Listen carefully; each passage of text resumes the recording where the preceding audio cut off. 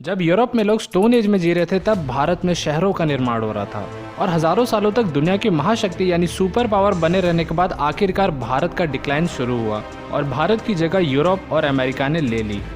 आज हम जानेंगे कि कैसे भारत अपनी पुरानी साख वापस पा सकता है और इसमें हमारे छोटे छोटे पड़ोसी देश किस तरह हमारी मदद कर सकते हैं। नमस्कार दोस्तों, मैं साहिल चौधरी स्वागत करता हूं आप सभी का इंडिया टॉक्स के एक और नए वीडियो में। किसी भी वर्ल्ड लीडर को सबसे पहले क्या चाहिए?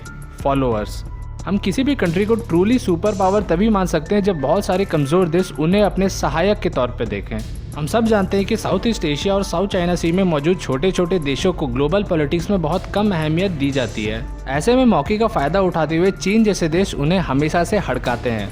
अब समय आ गया है कि भारत इन सभी देशों के साथ मिलकर के एक संगठन बनाए जिसमें शामिल हों Bangladesh, Nepal, Bhutan, Sri Lanka, Cambodia, Myanmar, Philippines, Thailand, Vietnam, Singapore, Malaysia, Indonesia. ये सभी देश भारत के साथ मिलकर के एक बहुत ही मजबूत संगठन बनाए जिसमें भारत की एक लीडर की भूमिका हो। Number 2, strong military. आज के समय उन्हीं देश या संगठन को इज्जत मिलती है जिनके पास स्ट्रॉन्ग मिलिट्री हो। चीन की सेनाओं ने इन छोटे देशों को पहले ही काफ़ी परेशान करके रखा है। अब ये ज़रूरत आन पड़ा है कि भारत की सेना इन देशों के साथ मिल करके एक स्ट्रॉन्ग अलायंस बनाए जैसे कि अमेरिका का नेटो।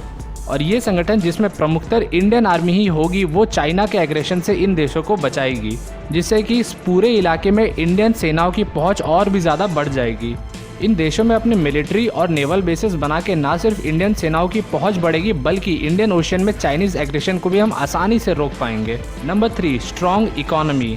आज के कैपिटलिस्ट वर्ल्ड में बिना पैसे के कोई काम नहीं होता है और इंडिया भी आज के समय तभी शांति से रह सकता है जब उसके आसपास के सभी देश स्टेबल हों और ये स्टेबिलिटी बस इकोनॉमिक प्रॉस्पेरिटी से ही आ सकती है।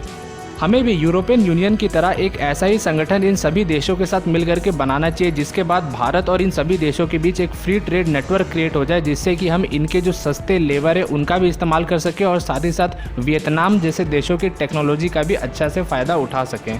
ये जो नया आर्थिक संगठन बनेगा ये चाइना के लिए सबसे बड़ा मुँह तोड़ जवाब होगा। Number 4, global currency.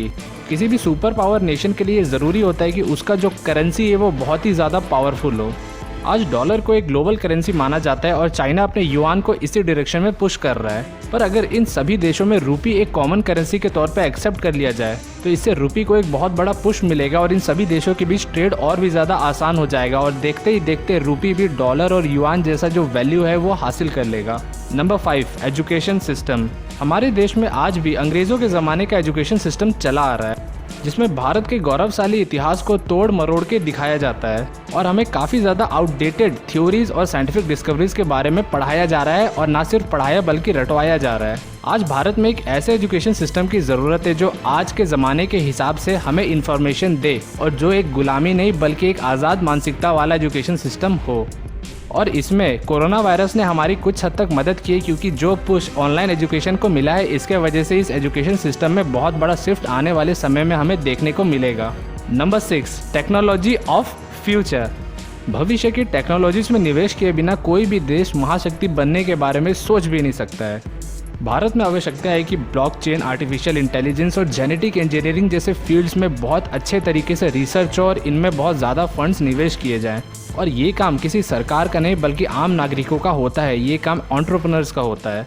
पर भारत सरकार आर्टिफिशियल इंटेलिजेंस, जेनेटिक इंजीनियरिंग और आर्कियोलॉजी जैसे फील्ड में अपने फंडिंग को बढ़ा सकती है जिससे न सिर्फ हमारा भविष्य उज्ज्वल होगा बल्कि हमारे उज्ज्वल इतिहास के भी पक्के सबूत मिलेंगे। और तब शायद दुनिया को ये रियलाइज़ होगा कि मानवता को इस स्तर तक पहुंचाने में भारत का जो हाथ था और भारत का जो भूमिका होने वाला है वो दुनिया के किसी भी और देश से कहीं ज़्यादा है। और तब हम गर्व से कह सकेंगे कि हम हैं दुनिया की महाशक्ति। वीडियो पसंद आए तो इसे लाइक करना बिल्कुल मत भूलिएगा। और आपके लिए एक सवाल है, आप सबको मुझे बताना है कमेंट सेक्शन में लिख करके कि भारत कौन से ईयर तक एक आर्थिक और मिलिट्री महाशक्ति बन सकता है। आपके ऑप्शन से 2030, 2040 या 2050 नीचे कमेंट में ज़रूर लिखिए, मैं आप सबके कमेंट्स पढ़ूंगा। और इंडिया टॉक्स को सब्सक्राइब कर लीजिए ऐसे ही बेहतरीन वीडियोस देखते रहने के लिए। मिलते हैं अगले वीडियो में, तब तक के लिए थैंक्स फॉर वॉचिंग।